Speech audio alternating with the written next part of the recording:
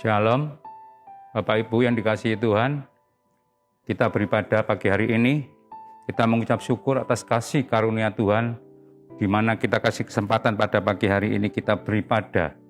Kita bertemu lagi. Bapak Ibu yang dikasihi Tuhan, saya percaya bahwa semua yang ada yang terjadi di dalam pandemi ini, semuanya adalah masa-masa yang paling sulit di dalam kita sebagai anak Tuhan. Kita nggak bisa beribadah bertatap muka. Tapi saya percaya tetap kita beribadah online. Kita tetap bisa menerima firman-firman Tuhan yang kita saat disampaikan oleh hamba-hambanya di dalam suatu gereja online gini. Saya berterima kasih pada Bapak Gembala yang telah memberi kesempatan untuk menyampaikan firman Tuhan pagi hari ini. Bapak Ibu, memang sulit saya katakan hari-hari akhir ini di masa-masa pandemi di mana kita banyak mengalami kesulitan terutama di dalam kehidupan. Ada yang mengatakan bahwa sampai kapan pandemi ini berakhir? Tapi ternyata pandemi makin mengganas Bapak Ibu, makin merajalela. Dulu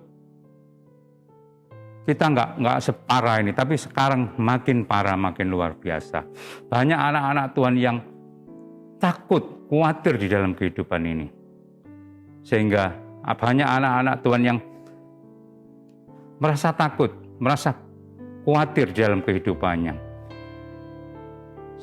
Saya percaya bahwa setiap apa yang terjadi, semuanya adalah kedaulatan Tuhan. Bapak Ibu, mari kita membaca firman Tuhan, kita mulai ibadah, dan kita berdoa.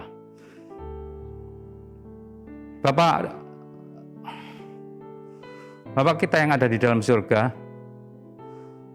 hamba-Mu bersyukur dan berterima kasih pagi hari ini. Engkau memberi kasih karunia, yaitu bisa menyampaikan firman-Mu, bisa menyampaikan sharing-sharing tentang Engkau ya Tuhan. Berkati anak-anak-Mu yang mendengarkan firman ini. Biarlah mereka menjadikan firman-Mu, menjadikan kekuatan di dalam hidupnya. Roh Kudus, Engkau pimpin kami, Engkau sertai kami. Engkau pakai mulut bibir hamba-Mu untuk menyampaikan firman-Mu. Biarlah Engkau memberikan roh hikmat untuk memberkati anak-anak-Mu di sini. Terima kasih Bapa, di dalam nama Tuhan Yesus Kristus. Amin. Hari ini hari luar biasa, Bapak Ibu.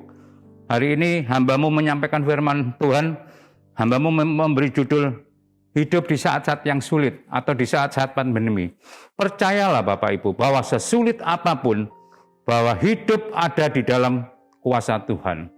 Kita sebagai anak Tuhan, kita percaya bahwa hidup kita adalah di dalam kuasa Tuhan.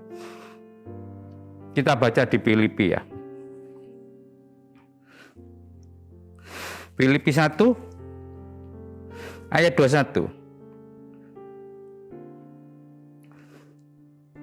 Karena bagiku hidup adalah Kristus dan mati adalah keuntungan. Tetapi jika aku harus hidup di dunia ini, itu berarti bagiku bekerja memberi buah. Jadi mana yang harus kupilih? Aku tidak tahu. Aku didesak dari dua pihak. Aku ingin pergi dan diam bersama-sama dengan Kristus. Itu memang jauh lebih baik. Di dalam Filipi ini saya katakan, ini merupakan firman yang membuat acuan, membuat kita semangat di dalam menghadapi pandemi ini.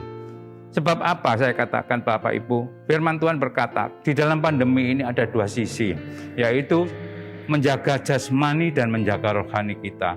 Di dalam jasmani kita tiap hari kita sudah dengar bahwa kita cuci tangan, pakai masker, menjaga jarak. Tapi di dalam rohani ini yang kita sulit Bapak Ibu. Karena di dalam rohani ini kita harus benar-benar menjaga. Karena apa? Begitu banyak tekanan yang luar biasa yang membuat kita ketakutan. Banyak kita mendengar hal-hal yang membuat kita itu khawatir gitu Bapak Ibu, yang membuat kita itu bimbang dengan keadaan sekarang. Apa yang akan terjadi? Banyak orang yang kena virus, banyak orang yang meninggal, banyak. Belum lagi tentang ekonomi, begitu hancur kita kena seperti lockdown gini. Kita nggak bisa kemana-mana, kita nggak bisa bekerja. Banyak toko-toko atau orang jualan-jualan nggak boleh, semua disekat. Nah, di sini kita merasa bimbang, kita merasa takut, kita merasa khawatir. Saya katakan Bapak Ibu, rohani harus kita jaga.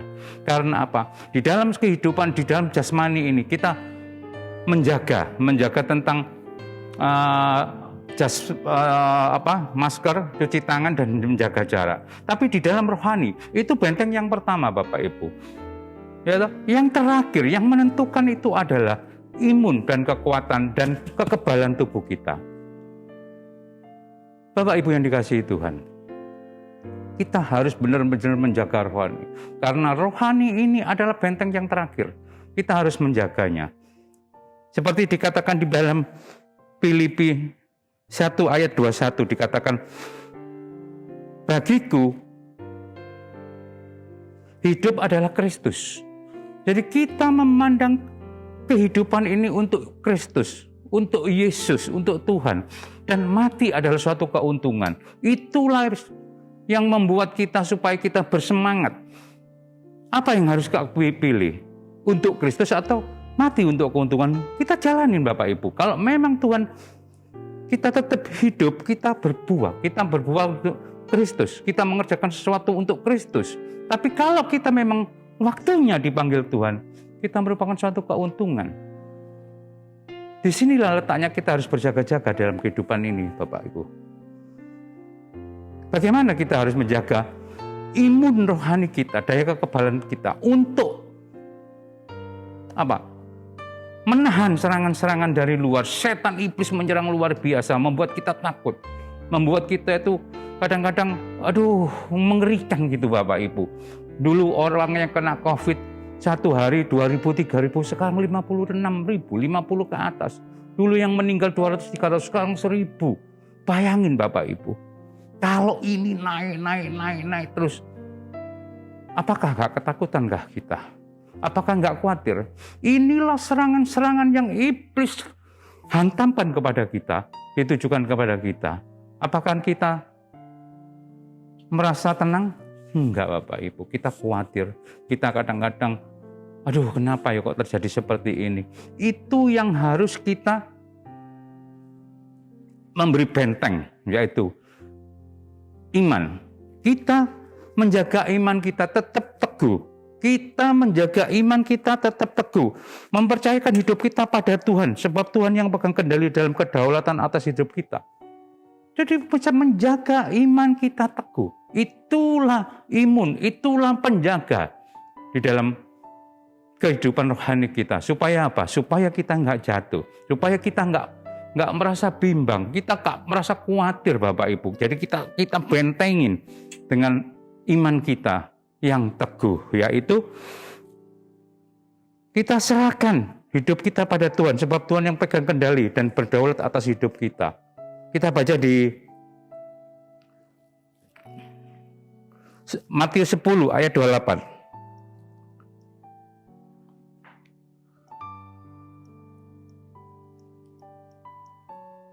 Dan janganlah kamu takut kepada mereka yang dapat membunuh tubuh, tetapi yang tidak berkuasa membunuh jiwa. Takutlah terutama kepada Dia yang berkuasa membinasakan baik jiwa pun maupun tubuh di dalam neraka.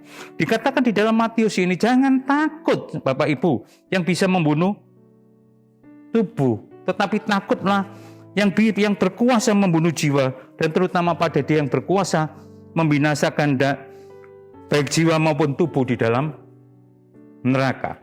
Itu yang harus kita takutin. Makanya saya katakan di sini kita harus menjaga iman kita supaya tetap teguh, supaya tetap kita kuat gitu Bapak Ibu. Jangan sampai kita goyah, jangan sampai kita kalah di dalam serangan-serangan yang dari luar yang iblis menghantam ke daya tahan tubuh kita, daya tahan iman kita, sehingga kita takut menghadapi kehidupan ini. Kita tetap berjuang, kita tetap harus maju, kita tetap harus melakukan kegiatan kehidupan kita. Jangan sampai kita berhenti. Kedua, menguasai diri, tetap tenang. Jadi kuasai diri kita supaya tenang. Karena apa? Diri kita itu kalau dengar hantaman-hantam kita itu panik Bapak Ibu. Kita itu tidak tenang. Jadi segala pekerja apapun rasanya bimbang gitu. Kita khawatir. Itu yang menghantam imun dan kekebalan kita sehingga kita akan drop turun. Kuasai dirimu. Tetap tenang. Kita baca di 1 Petrus 4 ayat 7.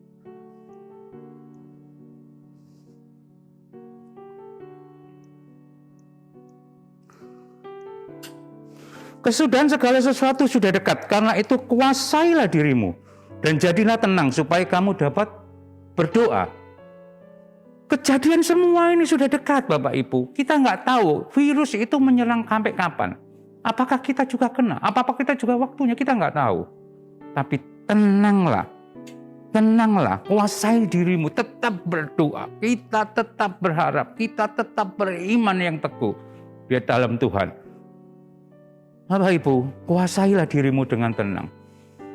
Memang gak mudah, tapi inilah kenyataan. Bahwa hantaman, yaitu ketakutan, kebimbangan itu membuat kita tidak tenang Bapak Ibu. Inilah yang harus kita jaga di dalam rohani kita. Dan ketiga, menjaga hati selalu bahagia. Nggak mudah kita menjaga hati dalam keadaan seperti ini selalu bahagia. Karena itulah yang dituntut supaya rohani kita kuat. Supaya kekuatan imun kita kuat. Supaya kita tidak drop, kita nggak jatuh Bapak Ibu. Menjaga hati selalu berbahagia. Mudah nggak? Nggak mudah. Karena apa? Keadaan di dalam realitanya nggak ada yang membahagiakan Bapak Ibu. Tiap hari dengarnya seperti itu, hampir 80%. Kita tiap hari COVID. Dulu, jaranglah sahabat kita, mungkin teman-teman yang jauh saudara kita, nggak ada. Tapi sekarang, banyak saudara-saudara kita, teman-teman kita, yang menjadi korban di dalam COVID ini. Apa kita bisa bahagia Bapak Ibu? Nggak bisa, tapi firman Tuhan berkata, berbahagialah supaya imun kekuatan tubuhmu bisa kuat. Karena rohani kita butuh bahagia. Kita baca di Amsal 17 ayat 22. Dikatakan di Amsal 17 ayat 22,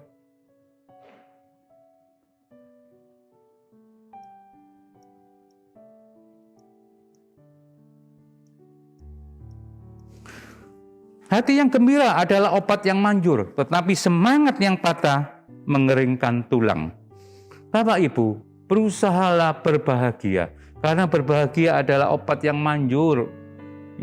Obat yang manjur, tetapi semangat yang patah mengeringkan tulang. Apapun yang kita lihat, realita apapun yang kita hadapi, tapi tetaplah kita fokus kepada Tuhan. Kita fokus kepada iman kita kepada Yesus Kristus. Karena dialah yang menguasai kehidupan kita.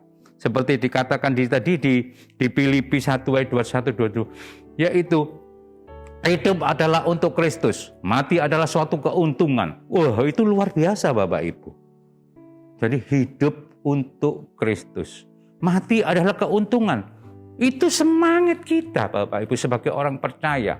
Kalau kita hidup untuk Kristus, mati merupakan suatu keuntungan. Apa yang kita takutin dalam hidup? Itu jaminan dalam hidup kita. Bagi kita orang percaya, seperti saya katakan, iman kita harus teguh, menguasai diri, membuat hati kita supaya bahagia. Berdoa dan bersyukur, itu adalah wajib kita lakukan tiap hari. Kita harus berdoa, kita harus memohon kepada Tuhan, kita meminta belas kasihan Tuhan. Dan kita bersyukur apa yang kita hadapi. Dan realita yang kita hadapin, kita tidak bisa berbuat banyak. Karena itu yang kita hadapin. Berharaplah sama Tuhan dan berserah diri. Menerima keadaan yang ikhlas dan tulus. Tidak bersungut-sungut meminta belas kasihan Tuhan. Biarlah Tuhan yang punya kedaulatan untuk menolong kita. Kita serahkan semua kehidupan kita kepada Tuhan.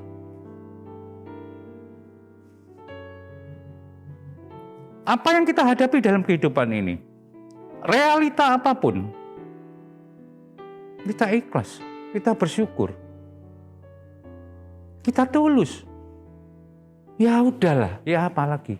Memang ada virus seperti gini, kita mau marah. Banyak sekarang menjadi kendala dalam kehidupan ini. Sehingga kita bisa marah.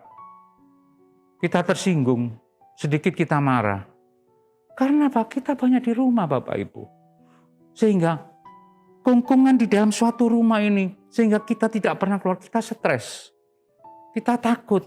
Kadang-kadang kita marah. Coba kita hadapi kehidupan ini dengan bersyukur. Kita ikhlas. Seperti yang diajarkan Tuhan, yaitu sangkal diri pikul salib. Apapun di dalam kehidupan ini, kita sangkal diri. Kita pikul salib, apapun masalahmu, terimalah. Ikhlaslah, tuluslah. Jangan kita ngomel. Ini hidup Bapak Ibu. Inilah yang realita yang kita hadapi dalam kehidupan akhir-akhir ini. Tidak mudah, tapi tetap kita berjuang untuk mencapai suatu kemenangan. Jangan menyerah. Jangan apapun keadaannya, jangan menyerah di dalam virus ini. Jagalah jasmanimu, jagalah rohanimu. Jasmani, oke, kita jaga, kita bisa. Tapi pertahanan terakhir adalah imun tubuhmu. Rohani pun gitu. Kita jaga rohani kita. Kita tetap memupuk iman kita. Kita menguasai diri, kita selalu berbahagia dalam kehidupan ini. Tapi satu hal penting terakhir. Hati-hatilah si iblis yang luar biasa itu mendakwa. Yang membuat kita ketakutan. Iblis membuat kita takut di dalam kehidupan ini. Tapi percayalah, Allahmu Allah yang luar biasa. Yesusmu adalah Yesus luar biasa. Gantungkan semua kehidupanmu kepada Dia.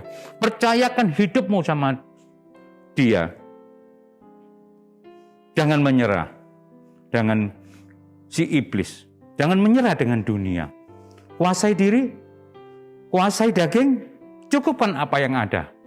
Kita bertarung di dalam kehidupan ini. Saya percaya, kita bersama Yesus, kita akan memenangkan semua pertandingan melawan virus ini. Yesusmu adalah luar biasa. Yesusmu adalah Allah tempat bergantung kita. Percayalah Bapak Ibu yang dikasihi Tuhan. Hari-hari ini memang menakutkan sekali. Tapi jangan lihat virus, lihatlah Tuhan lebih besar. Apapun yang dikatakan di dalam Filipi itu, Yesus hidup untuk Kristus, mati adalah suatu keuntungan. Itu adalah kekuatan kita supaya kita maju. Kita tidak pernah mundur di dalam kehidupan ini. Saya percaya kalau kita betul-betul menguasai kehidupan ini, kita akan memenangkan suatu pertandingan untuk melawan virus ini. Bapak Ibu, percayalah bahwa hidup ini adalah kedaulatan Tuhan. Semua hidup kita adalah di dalam kekuasaan Tuhan. Apapun yang terjadi, Tuhan berkuasa untuk hidup kita. Apapun yang kamu takutkan, apapun yang kamu inginkan, Tuhan tetap berkuasa dalam hidupmu. Jangan menyerah, saya katakan. Ayo kita bersama-sama, kita berdoa, kita doain teman-teman kita doain saudara-saudara kita support mereka. Supaya mereka bangkit untuk melawan virus ini. Jangan kita banyak mendengarkan berita-berita yang terlalu menakutkan. Sehingga iman kita menjadi luntur. Iman menjadi kekurangan di dalam kehidupan ini.